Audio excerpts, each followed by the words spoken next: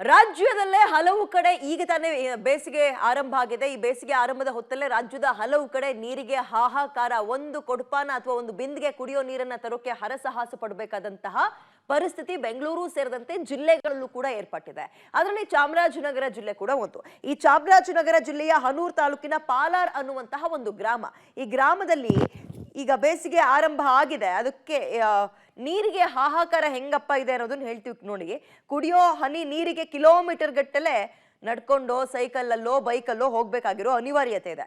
ಮರಳನ್ನ ತೋಡಿ ತೋಡಿ ಅದರಿಂದ ಬರುವಂತಹ ಶುದ್ಧವಾದ ನೀರನ್ನ ಸಂಗ್ರಹಿಸಿ, ಅದನ್ನ ಶುದ್ಧ ನೀರು ಏನು ಸಿಕ್ತಿಲ್ಲ ಅವರಿಗೆ, ಅದನ್ನ ಸೋಸಿ ಮನೆಗೆ ತಂದು ಕಾಯ್ದಾರಿಸಿ ಆಮೇಲೆ ಕುಡಿಯುವಂತಹ ವ್ಯವಸ್ಥೆ. ಪಾಪ ಈ ಗ್ರಾಮಕ್ಕೆ ಜಲಜೀವನ್ ಮಿಷನ್ ಅಡಿಯಲ್ಲಿ ನಲ್ಲಿ ವ್ಯವಸ್ಥೆ ಮಾಡಿದ್ದಾರೆ. ಆದರೆ ಆ ನಲ್ಲಿಗೆ ನೀರಿನ ಸಂಪರ್ಕವೇ ಇಲ್ಲ. ಇದರ ಪರಿಣಾಮ ಕುಡಿಯೋ ನೀರಿಗೂ ಹಾಹಾಕಾರ ಸೃಷ್ಟಿಯಾಗಿದೆ. ಬೋರ್ವೆಲ್ ಹಾಕೋಕೆ ಅರಣ್ಯ ಇಲಾಖೆಯ ಸಿಬ್ಬಂದಿ ಅನುಮತಿ ಕೊಡದ ಪರಿಣಾಮ ಈ ಕಷ್ಟವನ್ನ ಗ್ರಾಮಸ್ಥರು ಅನುಭವಿಸುವಂತಾಗಿದೆ. ಇದ್ಯಾವುದೋ ಕಾಲದಲ್ಲ, ಈಗ ಸದ್ಯದ ಚಿತ್ರಣ ಚಾಮರಾಜನಗರ ಜಿಲ್ಲೆಯ ಹನೂರ್ ತಾಲೂಕಿನ ಪಾಲಾರ್ ಅನ್ನೋ ಗ್ರಾಮದಲ್ಲಿ ಹಿಂಗಿದೆ ನೋಡಿ. ಆ ಮರಳನ್ನೆಲ್ಲ ಬಗದು ಅಥವಾ ಗುಡ್ಡೆ ಸೈಡಿಗೆ ಹಾಕಿ ಅಲ್ಲಿ ಬರುವಂತಹ ನೀರನ್ನ ತೋಡಿ ತೋಡಿ ಒಂದೊಂದೇ ಲೋಟ ನೀರನ್ನ ಅವ್ರ ಬಿಂದಿಗೆ ತುಂಬಿಸ್ಕೊಂಡು ಮನೆಗೆ ಹೋಗಿ ಅದನ್ನ ಸೋಸಿ ಕಾಯ್ದಾರಿಸಿ ಆನಂತರ ಕುಡಿಬೇಕು. ಅದು ಆ ಒಂದು ಬಿಂದಿಗೆ ನೀರು ಹಿಂಗೆ ತಗೊಂಡೋಗಕ್ಕೆ ಕನಿಷ್ಠ ಏನಿಲ್ಲ ಅಂದ್ರೂ 3 ರಿಂದ 4 ಕಿಲೋಮೀಟರ್. ಪಾಪ ವಯಸ್ಸಾಗಿರೋರು ಅಂತಲ್ಲ, ಚಿಕ್ಕವರು ಅಂತಲ್ಲ, ಎಲ್ಲಾ ಹೆಣ್ಮಕ್ಳು 2 ಬಿಂದಿಗೆ ಸೊಂಟಕ್ಕೊಂದು ತಲೆ ಮೇಲೆ ಹೊತ್ಕೊಂಡು ಬರುವಂತಹ ಪರಿಸ್ಥಿತಿ ಇದೆ. ಜಲ್ ಜೀವನ್ ಮಿಷನ್ ಅಂತ ದೊಡ್ಡ ಬೋರ್ಡ್ ಇದೆ. ಎಲ್ಲಾರ ಮನೆ ಮುಂದೆಯೂ ಕೂಡ ಫಳಫಳ ಅಂತ ಹೊಳೆಯೋ ನಲ್ಲಿ ಟ್ಯಾಬ್ಗಳಿದೆ. ಆದ್ರೆ ಏನ್ ಮಾಡ್ತೀರಿ, ಅದು ಹೇಳ್ಕೊಳಕ್ ನಲ್ಲಿ, ಆ ನಲ್ಲಿಯಲ್ಲಿ ನೀರೇ ಬರ್ತಾ ಇಲ್ಲ. ವ್ಯವಸ್ಥೆ ಸಂಪರ್ಕ, ಆ ನೀರಿನ ವ್ಯವಸ್ಥೆನ ಇನ್ನೂ ಕೊಟ್ಟಿಲ್ಲ. ಇಂಥ ನೀರನ್ನ ಕುಡಿದು ಇನ್ನೂ ಬದುಕ್ತಾ ಇದ್ದಾರೆ ನೋಡಿ ಅಲ್ಲಿ. ಅದು 2024 AI ಯುಗ ಅಂತಲೇ ಕರಿತೀವಿ.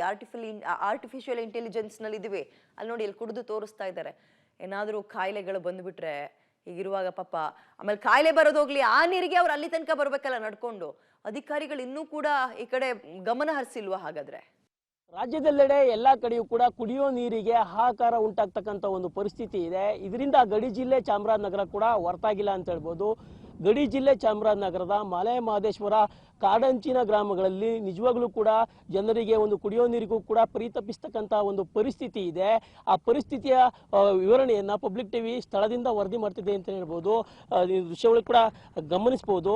ಈಗಾಗಲೇ ಒಂದು ಇಲ್ಲಿರ್ತಕ್ಕಂಥ ಸ್ಥಳೀಯ ಸೋಲಿಗರು ಒಂದು ಕುಡಿಯೋ ನೀರಿಗೆ ಆದಂಥ ಒಂದು ಪರಿಸ್ಥಿತಿ ಇರ್ತಕ್ಕಂಥದ್ದು ನಾವು ಕಾಣಬಹುದು. ಮತ್ತು ಅವರು ಕುಡಿಯೋ ನೀರಿಗೂ ಕೂಡ ಒಂದು ಗುಂಡಿಯನ್ನು ತೆಗೆಯೋದ್ರ ಮೂಲಕವಾಗಿ ಆ ಗುಂಡಿಯ ನೀರನ್ನು ಕುಡಿಯತಕ್ಕಂಥ ಒಂದು ಪರಿಸ್ಥಿತಿ ಇದೆ.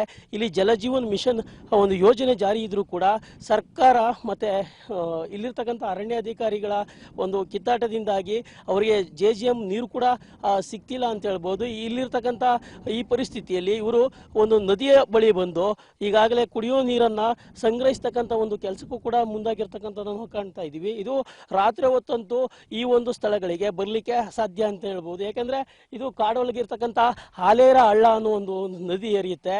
ಆ ಒಂದು ಸ್ಥಳದಲ್ಲಿ ಈ ಒಂದು ನೀರನ್ನು ಸಂಗ್ರಹವನ್ನು ಮಾಡಿಕೊಂಡು ಇಲ್ಲಿಂದ 4-5 ಕಿಲೋಮೀಟರ್ ಗ್ರಾಮದೊಳಗೆ ಒಂದು ತೆಗೆದುಕೊಂಡು ಹೋಗ್ತಕ್ಕಂಥ ಒಂದು ಪರಿಸ್ಥಿತಿ ಇದೆ.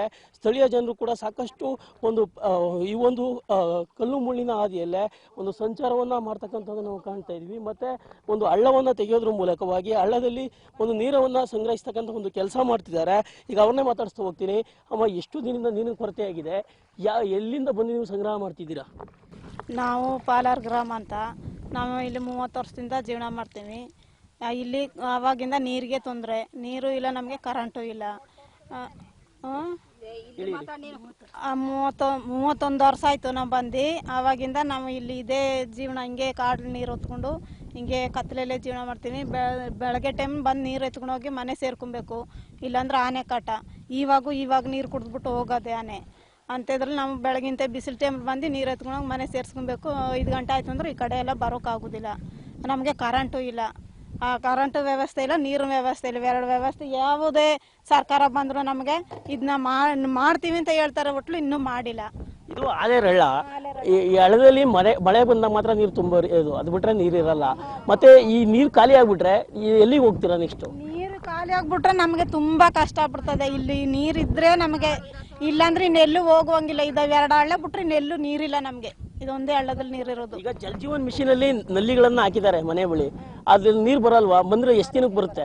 ಅದ್ರಲ್ಲಿ ಬಂದು ಒಂದ್ಸಲ 2 ಬೋರ್ ಹಾಕಿದ್ರು, ಹಾಕಿ ಅದು ಮರದು ಇದಕ್ಕೆ ವಾಸನೆಗೆ ಇದು ತವಸಿ ಮರ ಅಂತದೆ, ಅದು ಬೇರೆ ನೀರೊಳಗೆ ಬಿಟ್ಟು ಅದು ನೀರು ಬರ್ತಾ ಇಲ್ಲ ಈಗ.